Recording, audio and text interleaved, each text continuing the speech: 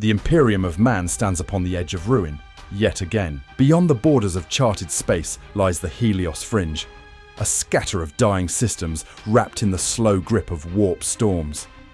Here, the light of mankind flickers like candles in a cathedral of void darkness. At the heart of the Fringe spins Vandros 9, once a thriving industrial world. Now the planet suffocates beneath a mantle of drifting ash. Its sun, the ancient star Orion, has dimmed to half its brilliance, eclipsed by a strange shadow that astronomers cannot explain. For 6 months, no Imperial vessel has returned from the system. Vox traffic is corrupted, distorted by a scream that repeats endlessly, until a final message breaks through. The relic woke. The vault is lost. Send them.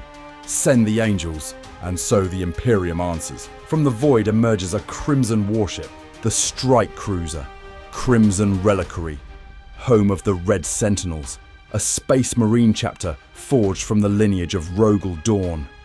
Warriors whose creed is carved in iron, stand when all others fall. Tonight, they stand upon the edge of the unknown.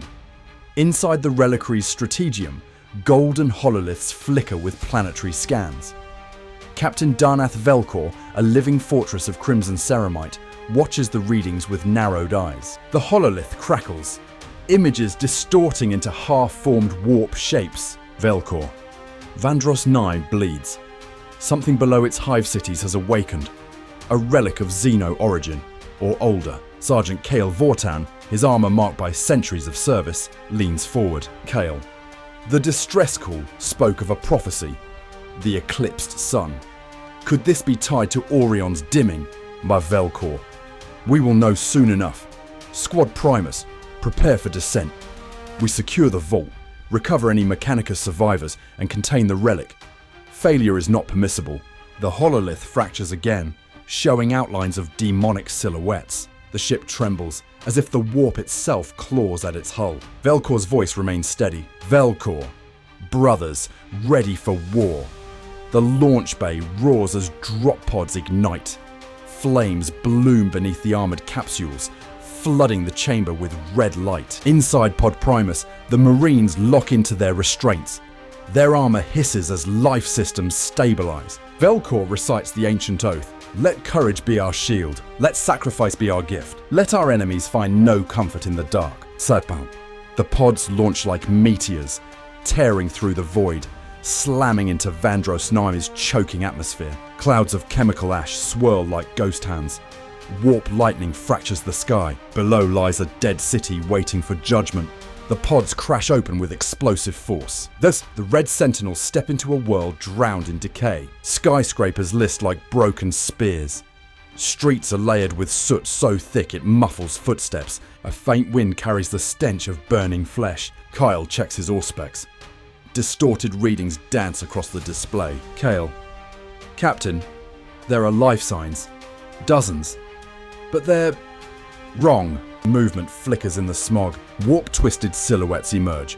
Techno-mutated cultists, once citizens, now fused with rusted machinery. Their bones wrapped in metal filaments as if the planet itself devoured them. Velkor. Form a firing line. Purge the corruption. Bolter fire erupts, tearing through twisted bodies.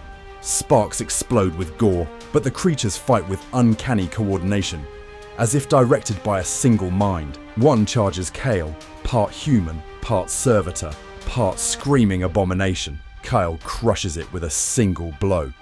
Kyle. These things aren't acting alone. Something is commanding them. Velkor looks toward the ruined central spire. Velkor. The vault is beneath that tower, and so is our answer. A shattered tram tunnel spirals beneath the surface. Emergency lights flash in cycles of dying red. The walls tremble as if the metal itself fears what lies below. The squad advances, bolters ready. Whispers echo, soft at first, like distant chanting. Kyle pauses. Kyle. Captain, do you hear that? Velkor does not answer. He presses onward. The tunnel widens into a cathedral-like chamber deep beneath the hive. Here stands a monumental steel vault door, covered in sigils of the Adeptus Mechanicus. Barrier runes warning of ancient danger. The door is open, torn apart from the inside. A metallic smell fills the air, like blood mixed with burning circuitry. The vault interior is a vast circular hall suspended over a pit of humming machinery. Broken Mechanicus servitors lie scattered, their limbs twitching with dying energy. At the chamber's center floats a Leviathan sphere, the Eclipsed sun engine, black as void, veined with cracks of molten gold.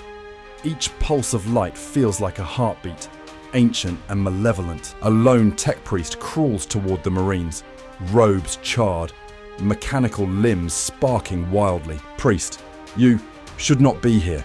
The engine woke when the sun dimmed. It speaks with voices not meant for man. Velkor kneels beside him. Velkor, what is its purpose? The priest coughs blood mixed with nanites. Priest, a device from before the Imperium, a starforge, a conduit.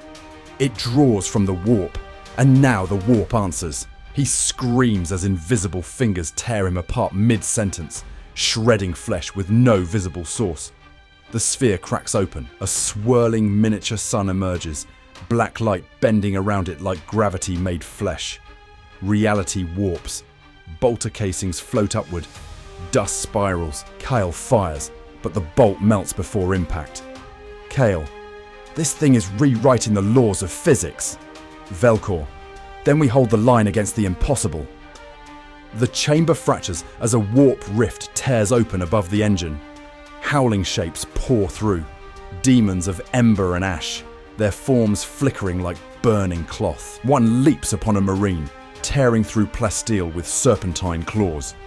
Velkor charges, power sword igniting with golden fire, carving the demon in half. Kyle engages a towering shadow beast whose face splits into countless screaming mouths. Kyle, cut them down, push them back, but for every demon slain, 2 more manifest. The engine pulses faster, each pulse expanding the rift. Bolters explode in thunderous volleys, chainswords roar. The chamber becomes a storm of gore and shattered reality. A massive demon, wreathed in molten metal, descends to guard the relic. Its voice shakes the chamber. Demon. The sun dies, the rift opens, the feast begins. Velkor steps forward. Velkor, not while I still draw breath. Velkor notices the stabilizer core beneath the engine, its plasma coils shaking from overload. If he detonates it manually, the resulting implosion will collapse the warp tear, but the chamber and anyone inside will be obliterated. Kale sees the realization in his captain's eyes. Kale, there must be another way. Velkor, there is not. The core must be activated from within the distortion field. Velkor removes his chapter seal and places it into Kale's gauntlet. Velkor, lead them. Lead our chapter into the next dawn. The Marines watch in silent grief as Velkor strides into the swirling gravity well. Demons claw at him, but he pushes forward, armor shredding under warp force. Velkor reaches the stabilizer. He drives his power sword into the plasma heart. The engine screams like a dying star. Light expands. White, golden, burning. Demons are sucked inward, torn apart. The rift collapses with a thunderclap that shakes the planet's crust. Velkor's final Vox transmission echoes. Velkor, remember, the fire we guard is not for us, but for those who come after. The chamber erupts in blinding radiance. Hours later, the Red Sentinels survey the crater where the hive once stood. The warp tear is sealed. The air feels lighter. The sun, though still dim, shines with renewed stability. Kale ascends the reliquary's command throne for the first time as captain. Kale, Velkor bought us time with his life. We will honor him in the only way a sentinel can. He looks toward the star Orion. Kale, we stand when all others fall. The engines ignite. The Crimson Reliquary turns toward the next war.